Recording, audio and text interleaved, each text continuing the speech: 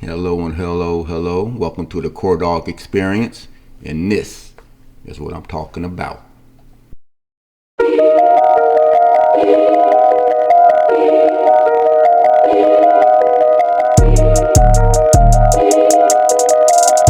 I'm from Columbus.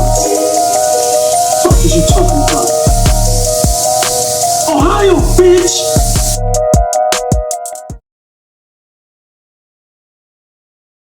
Trophy.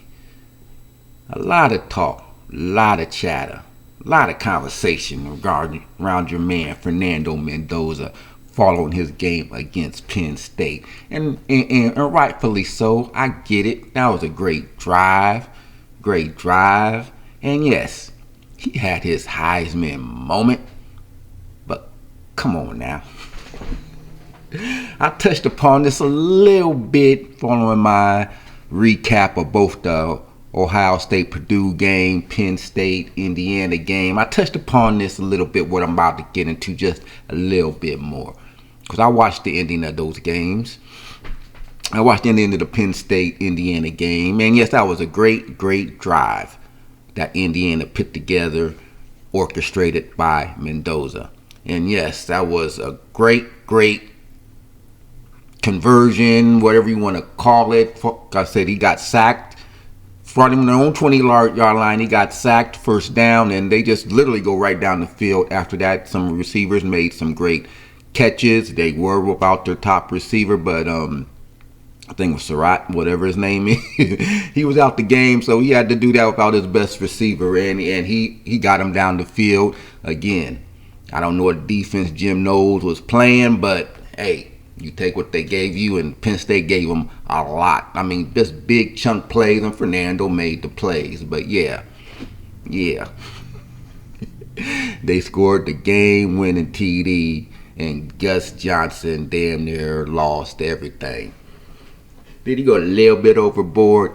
Yeah, he did. I love me some Gus Johnson. Going back to his barbecue where he didn't get invited to.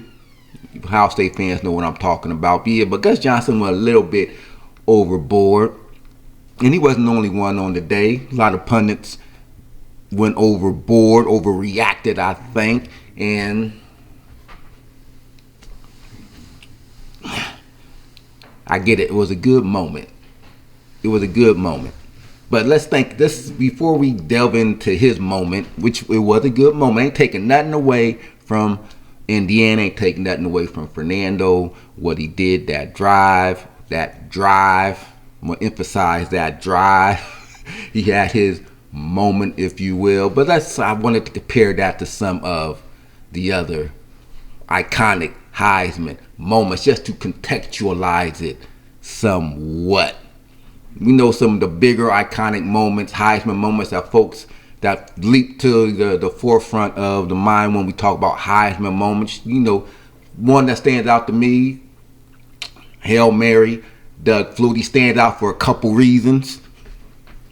Being a Buckeye fan, y'all know where I'm going with this. But Doug Flutie, 1984. Let's contextualize that game. It was, first of all, top 15 matchup, I believe. Doug Flutie going against the defending champions, the Miami Hurricanes. You know, the Miami Hurricanes from back in the day before Ohio State broke them. That 2002 championship game, Miami ain't been right since. But back then, 1984, the Canes were doing their thing at home against Boston College. And that game, up and down the field, Doug Flutie was making plays throughout the game, high scoring affair, matching point for point. It came down whoever had one of those games, you knew whoever had the ball last was most likely going to win the game. And Boston College just happened to have the ball last in that game against the defending national champions. And Doug Flutie made the play. 63-yard Hail Mary, Phelan catches the ball game. Exciting for them, exciting for Boston College. Heisman moment in the context of the game. I get that Heisman moment because he balled throughout the whole course of the game. You look at the opponent, the defending national champion, you in their house, he made the play. He made plays through all throughout the game against the defending national champion. Again, that stung for a couple reasons if you're a Buckeye fan, because had it not been for that Hail Mary, you know who would have won the Heisman that year? You're damn right. Keith Byers would have won the Heisman that year. Probably should have won it anyway if you ask enough Buckeye fans, they'll tell you Keith Byers should have won the Heisman anyway, despite that Heisman moment by Doug Flutie. But he backed it up, I suppose, because he had a good year that year. But that's iconic moment number one that comes to my mind. Mainly because it prevented Keith Byers from winning the Heisman. Heisman moment number two in my mind. Some folks may have a different take on what their iconic moments are when they think back. But Heisman moment number two for me, Johnny Manziel, 2012, Texas A&M going in Tuscaloosa. Nick Saban at the height of Nick Saban's reign over the college sports world. Alabama ranked number one, and they could not do nothing with Johnny Manziel. He improvised his ass off that whole game, had him out in the lead. Alabama came back, took the lead, and Johnny Manziel took it right back from him. I think the touchdown plays, he improvised the hell out of the stuff and got the touchdown. To me, that loss snapped Alabama's 13-game winning streak. It shook up everything, shook up a whole lot. So to me, that's a Heisman-worthy moment. When you take the whole thing into perspective, the number one team in their house, back and forth. You made the plays all throughout the game, and boom, you had your game-winning moment against that. Those are two of the most iconic Heisman moments that stick out in my mind. Fast forward now to 2025, Penn State, Indiana. Right off the bat, what sticks out between these games? You got Penn State, winless in conference, and you got the number 2 team in the nation. Again, not taking nothing away from Fernando Mendoza in Indiana, but the game in and of itself did not have the magnitude of those other 2 games. You had top 15 matchups in both of those other 2 games. The quarterbacks were going up and down the field, tit for tat with the other team. In this game here, Indiana-Penn State, you had a team that was winless in conference, who just fired their coach several weeks ago. And quite frankly, as the number 2 team, you shouldn't have been in that position to begin with. I'm sorry. I'm sorry. It don't match up to the other 2 truly iconic Heisman-worthy moments. And look at his game stats for today compared to the game stats of Flutie. Came to the game stats of Manziel. Those guys balled out that whole game. This game, Fernando, he is alright. 19 for 30, about 63% clips, 218 yards.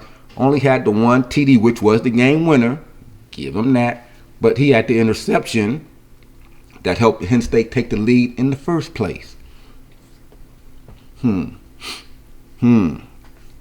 Again, Penn State, the magnitude of the game is just, it's not the same as Texas A&M. Manziel going in Tuscaloosa and knocking off number 1 Bama. Doesn't have the same feel as Boston College going back and forth with the defending national champion Miami Hurricanes. This was a Penn State team that was bad. That was bad. There's no other way around it. Penn State sucks this year. No one expected it, but they do. And if you as the number 2 team to be in that situation, you shouldn't have been there in the first place. And some of that goes back to the play of the quarterback leading up to that moment. He's out of line, but he's right. You know how you treat a team bad, a team that's bad? You treat them like the way Julian Sayin did just a week earlier. It's like like some of these folks forgot what Julian Sand just did to that same Penn State defense. Julian Sand, 20 for 23, 87%, 316 yards, more TDs, 4 TDs than he had interceptions. Now, to some pundits, he's still, and I've seen some of the stuff, he's still your front runner. But just the immediate moment after the game, Indiana game, that game-winning touchdown that the receiver, quite frankly, should have got more credit for. So that was an amazing catch to even come down with it. Just flip the script some. If that had been Jeremiah Smith making that same type of catch, are we talking about the quarterback or are we talking about Jeremiah? I think we're talking about Jeremiah, not the quarterback. Even that quarterback, as Julian is saying, we still talking about Jeremiah Smith if he's making that type of catch. Do we even know the receiver's name for Indiana to make the catch? Oh, it was a Cooper, I think, right? Oh, the receiver made a great catch for Mendoza. Did they even mention the receiver's name? Can he get a mention? Can the receiver get a mention for making that catch? But just the contrast, and again, this all going to play out. But I just thought the immediate reaction following that game left. Like when Gus Johnson, he like said, he lost his voice, and I was like, slow down, Gus. You know, and I love me some Gus. He ain't for everybody. But I was like, Gus. So that was a good drive, good catch. Penn State, I don't know what defense they were playing, but they did what they needed to do because they was in that position, mainly somewhat because of the quarterback play to begin with. So that's going to be you just stink it up for 3.5 quarters, make one good drive, and that leapfrogs you to the front of the Heisman race. I hope that ain't what the Heisman comes down to. Like I was mentioning, I follow my recap. Go check it out. You should be rewarded for having a good game throughout the whole course of the game. It shouldn't come down to one drive. Unless it comes down to one drive, like in the other examples I presented. Doug Flutie, Miami Hurricanes. It came down to the one drive because they were going up and down the field. He had to keep making play after play after play. Texas A&M, Alabama. Manziel had to keep making play after play after play after play. So were they in the position to get down and do what they needed to do. Penn State, Indiana, number 2 team in the nation, winless team in conference. You got to contextualize some of this sometimes. Because just anointing him like some did, not everybody. I think saying it's still the odds on favor, but enough folks was ready to hand Fernando the Heisman based off that one drive, not taking into account how mediocre he was for the rest of the game. And it's all going to play out. I know if Julian goes on and wins these next couple games and goes into Ann Arbor and wins, I do think it's his. A lot of football left to be played, like weird stuff happens in November. It just does. And hopefully Julian can stay consistent. He's been the most consistent quarterback this season, and she should not be penalized for that because Ohio State's never in those situations to begin with where he needs to come back. Something should be said for not ever having your team in that position where he needs to come back. It's a great Indiana show they can do it. Yeah, it's great. But why put yourself in that position when you don't have to? That's all I'm saying. Anyway. It's going to play out, y'all. It's going to play out. OHIO, go Bucks. I'm out.